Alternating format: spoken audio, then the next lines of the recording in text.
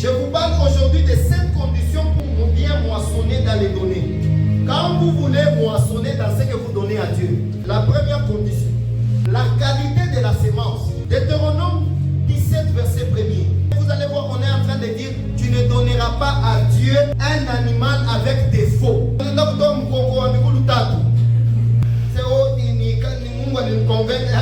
l'ancien temps, et puis dans Malachie 1, le verset 8, 13 à 14, vous allez voir que même les gouverneurs refusaient un animal avec défaut. Maintenant Dieu, moi j'ai déjà vu, nous dans la Torah, qui parle qu'il y a 200, qui parle qu'il y a 100 fois. Ça fait combien? 300 fois. On ne se moque pas de Dieu. Commencez à regarder la qualité de vos offrandes. Les nouveaux billets là que tu as, tu les gardes pour toi. Mais peut-être à Zaman, l'offrande se prépare depuis la maison. On ne vient pas préparer l'offrande ici. Prends le temps avant de venir à l'église. Sinon vous allez commencer à venir comme ça, vous donner des offrandes qui ne sont pas dignes de Dieu. Change la qualité de ton offrande et Dieu va changer la qualité de sa bénédiction dans ta vie. Genèse 18, 7. Abraham n'a pas donné à Dieu un veau malade. Il a donné un veau en bonne santé. Quand Dieu te demande quelque chose, donne-lui quelque chose qui est en bonne santé. Quand on est en train de collecter les biens, les matériels pour aller visiter des orphelinats, la prison comme on avait fait, la prison de Kassapa, tout ça. On te donne un couteau chamaï qui est qui a tout fait. Qui sont dans le couteau, mais elle est dans le fait qui chez nous, on est dans soumis. Toi, on est dans le couteau. Alors, on est dans soumis. Donc, on va dire, on fait l'air. On a des sommes orphelins. Toi-même, tu sais de quoi je parle. Ma chemise a pu comme les autres. On a essayé pourtant un fungak.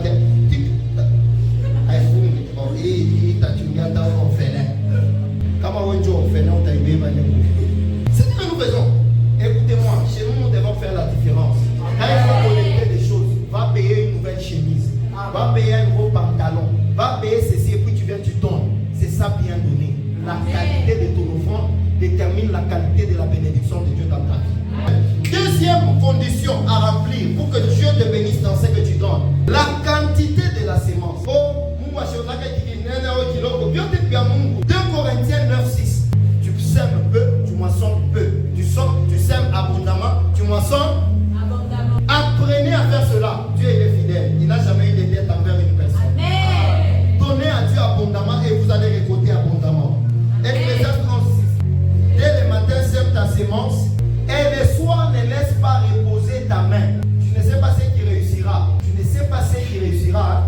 Donc dans les données, tu peux donner, ça ne réussit pas. Tu donnes encore, ça ne réussit pas. Et puis tu donnes, ça réussit. Donc maintenant, si tu te fatigues parce que tu as donné 2 fois, peut-être c'est la 3e fois que ça va réussir. Le donner, c'est comme une sémence. Quand tu mets sous terre, peut-être aujourd'hui, ça ne va pas donner. Mais encore, ça ne va pas donner. Mais encore, ça va pousser. Ne te décourage pas parce que tu as donné à Dieu. Oh, moi, je donné. Peut-être tu n'as même pas donné 5% de ce que les autres donnent. Hein. Mais tu es en train de trop parler. Parce que tu as donné combien? $100. Il faut battre pour te voir mon quartier. Pasteur, il va escroc. Non, c'est Bouchard, pasteur, tu as $100. Or, il y a des gens qui donnent au pasteur $25 000. Troisième condition pour que tu sois bien rémunéré par Dieu dans tes offrandes, la disposition du cœur. Deutéronome 15, verset 10. Quand on donne sans regret, Dieu bénira notre travail. Quand tu donnes sans regret, Dieu bénira ton travail. Ne donne pas à Dieu si tu regrettes. Tu dois le donner avec joie, avec plaisir, même si ça te fait mal. Mais je prends plaisir à ce que je donne. 2 Corinthiens 9, 7 à 12. Dieu aime celui qui donne avec son cœur sans contrainte. Que chacun donne comme il a résolu en son cœur, sans tristesse ni contrainte. Car Dieu aime celui qui donne avec joie. On ne va pas t'obliger, non, viens offrir. Non, c'est pas obligatoire. Car Dieu aime celui qui donne avec joie. Il dit ne donnez pas avec tristesse. Ne donnez pas par contrainte. Car Dieu aime celui qui donne avec joie. Dieu veut que tu commences en donnant tes offrandes ici. Il veut que tu commences à les donner avec joie. Pas toi-même tu donnes, tu es déjà prédisposé à les critiquer les pasteurs. Ne crois pas que l'œuvre de Dieu, que le sacrificateur que je suis, je vis grâce à tes offrandes. Non. Il y a une fausse pensée que le diable a voulu vous mettre dans la tête. Le diable va vous dire que non, l'homme de Dieu qui prospère, c'est à cause des offrandes. C'est faux.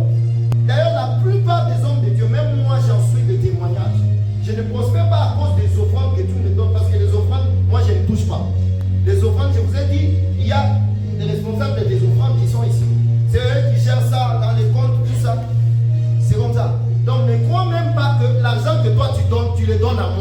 tu le donnes à Dieu.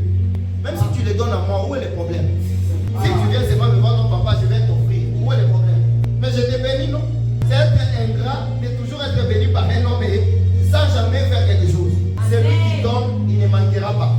Exode verset 5 nous dit, Dieu agrée l'offrande qu'on donne de bon cœur. Vous prendrez les offrandes qu'on donnera de bon cœur. Alors 2 Corinthiens 8 verset 12 nous dit, Dieu regarde d'abord notre volonté. Quand tu donnes, Dieu veut regarder d'abord ta volonté. Est-ce que tu veux vraiment donner?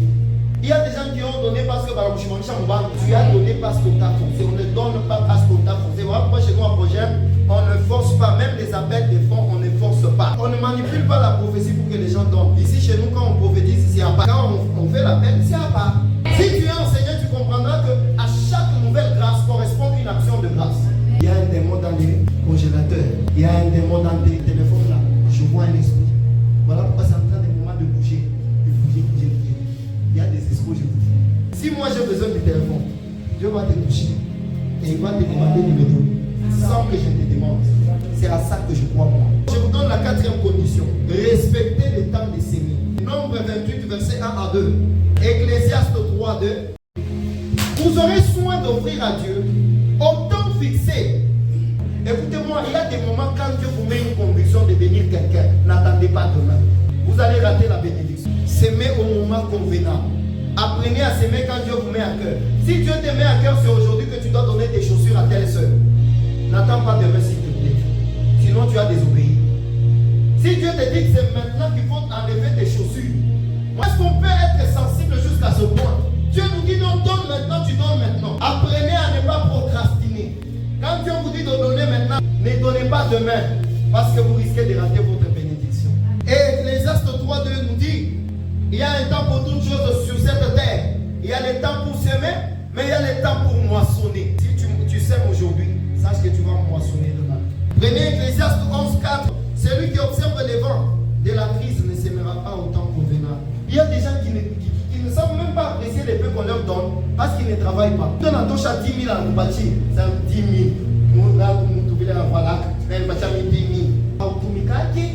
Comme on bâtit 5 000, tu ne sais pas le prix qu'il a payé pour avoir ces 5 000 là. Vous savez, pour toi, 5 000, ça peut être un peu parce que on a bâti à Kabaka. Mais pour le monde, on a tout mis à ces 5 000, ni Makuta, qui ne travaille pas, je passer la Bible. Même les hommes de Dieu qui vous enseignent, ils travaillent.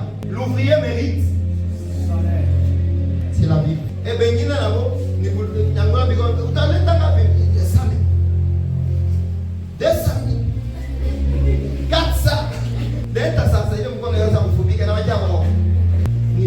amen, amen.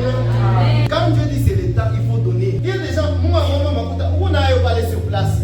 On a coulé ton nom. Il n'a pas nous. Il m'a dit 50 $. Donne carrément ça. Dieu a dit c'est le temps. Mais toi, tu veux dire que ce n'est pas le temps. Moi, je vais aller d'abord à la maison. Et puis demain matin, je vais lui donner. C'est ça l'erreur que nous faisons. Genèse 27, verset 3. Jacob a profité du temps pour arracher la bénédiction. La clé de la réussite d'une moisson réside dans le respect du temps dans lequel nous devons s'aimer. 5e condition, si vous voulez que Dieu vous bénisse dans ce que vous offrez, le terrain. En parlant des terrains, vous devez savoir retenir deux choses. Il y a les bons terrains et les mauvais terrains. Mauvais terrain, si vous voulez, vous pouvez prendre d'autres références bibliques que je vais vous donner ici. Jérémie 4, 3, Nombre 27, Luc 15, 11 à 14. Les mauvais terrains peuvent être un désert, peut être un roc. Les mauvais terrains, c'est tout ce qui ne facilite pas la croissance d'une sémence. Venez d'entendre avec moi l'exemple du semeur, Matthieu 13. Quand vous donnez, vous voulez même donner une offrande, rassurez-vous de la personne qui reçoit l'offrande si c'est vraiment un serviteur de Dieu. On a bouffé ton offrande par un magicien. Tu crois que ça va aller? Il y a beaucoup de magiciens ici sur Car, à la montagne. Ils sont là. Ils viennent te dire même ton nom, tu t'appelles tel. Tu viens de tel endroit. Tu viens de telle tribu. Tu as tel âge. L'Esprit m'a dit simple. Faites attention. Les vrais prophètes ne sont pas là vraiment pour vivre des offrandes. Non. Dieu envoie des corbeaux. Faites attention à là où vous donnez votre argent. Si vous donnez à une mauvaise personne, vous allez sécher. Faites attention à là où vous donnez votre offrande. Vous pouvez donner à quelqu'un qui constitue justement un roc, qui constitue peut-être le macadam, qui constitue autre chose. Ça ne va pas permettre à ce que la sémence semence puisse germer.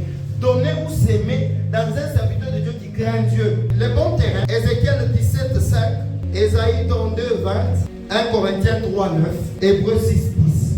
Il faut savoir ceci, Dieu te donne pour s'aimer dans ton église, dans ta famille, autour de toi. Mais le diable te donnera afin que tu puisses s'aimer dans les futilités. L'argent qui vient du diable va t'amener vers les futilités. Si quelqu'un a des fétiches par rapport à son argent, il ne va jamais donner à un membre de sa famille. Parce que c'est l'argent qui doit aller dans les futilités. L'argent qui vient de Dieu vient pour investir dans l'église, pour investir dans la famille. J'ai fini par ces deux conditions-là. L'avant-dernière condition, dis avec moi l'entretien. Proverbe 24, verset 27. Proverbe 30, verset 31. Proverbe 24, verset 27, le verset 30 et le verset 31. On parle de l'entretien du terrain. Si tu veux être un terrain dans lequel, si les gens offrent, leur vie avance. La première des choses, il faut sarcler le terrain. Quand je parle de sarcler le terrain, quand on est en train de sarcler le terrain, c'est éviter qu'il y ait beaucoup d'herbes, éviter qu'il y ait des choses qui vont étouffer la semence. Et là, déjà, je suis en train de parler de la sanctification. Tu veux être un bon terrain, commence par te sanctifier.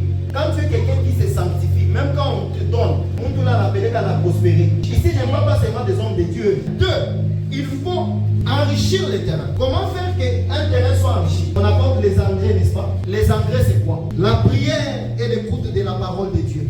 Luc 13, 8. Troisième manière d'entretenir un terrain, combattre les insectes, les oiseaux et les animaux nuisibles. Cantique des Cantiques 2, le verset 15. Deutéronome 28, 38 à 42. Quand on parle de combattre les insectes et les animaux nuisibles, c'est quoi? Tu dois apprendre à assainir ton cœur, qu'il n'y ait pas de fausses doctrines, des gens qui viennent vous donner des faux enseignements, qui vont vous égarer. Ce sont des insectes qui ont pour objectif de détruire votre foi. Tu as un ami qui est en train de répéter chaque jour que on en a pour toi mon miss, il faut enrichir ma pasteur. Chaque jour qu'il le répète, ça va rester en toi. Même le jour où tu voudras offrir, tu vas te dire, ah, il m'avait dit que c'est enrichi les pasteurs. Or, ça ne se prouve pas. C'est ça les insectes. Il faut les chasser parce qu'ils vont détruire la semence que tu as mis en toi. Dernière condition pour que Dieu bénisse ta semence, la patience. Jacques 5, verset 7. Il y a un temps pour s'aimer et il y a le temps pour moissonner. Cela est séparé par un temps. Donc ne crois pas que quand tu sèmes, directement tu moissonnes. Non. Tu peux s'aimer aujourd'hui, tu moissonnes après 2 mois. Tu peux s'aimer aujourd'hui, tu moissonnes après 2 ans. Parce qu'il y a le temps pour moissonner. La patience est l'attitude qu'on a lorsqu'on attend l'accomplissement de la promesse. Quelle est l'attitude que tu as lorsque tu attends? Oh, tu attends la promesse de Dieu, qu'est-ce que tu fais en attendant? Qu'est-ce que tu dois faire? Selon le proverbe que nous avions lu l'autre fois, c'est que nous devons continuer à s'aimer. Pendant que tu attends que Dieu puisse te donner, te récompenser, tu dois continuer à s'aimer. Il y a un processus à respecter avant de moissonner. Marc 4, 28 à 29. Il y a une durée d'évolution pour chaque genre de sémence. Psaume 92, 8. Si toi tu mets les maïs sous sol, sois-en sûr, c'est après 2 jours, 3 jours que ça va commencer à germer. Mais quand tu mets les noix de palme, ça prend de mois. C'est lié à la qualité de la bénédiction. Les grandes offrandes que tu as données à Dieu, Dieu les réserve pour te bénir au moment où tu t'attends le moins. D'ailleurs, la grandeur d'une offrande est déterminée par le vide qu'on a après avoir donné. Quelqu'un qui t'a donné 500 pendant que tu en avais besoin, il est plus que celui qui t'a donné 100 $ pendant que tu n'en as pas besoin. Il y a une durée d'évolution pour chaque sémence. Soyez patient.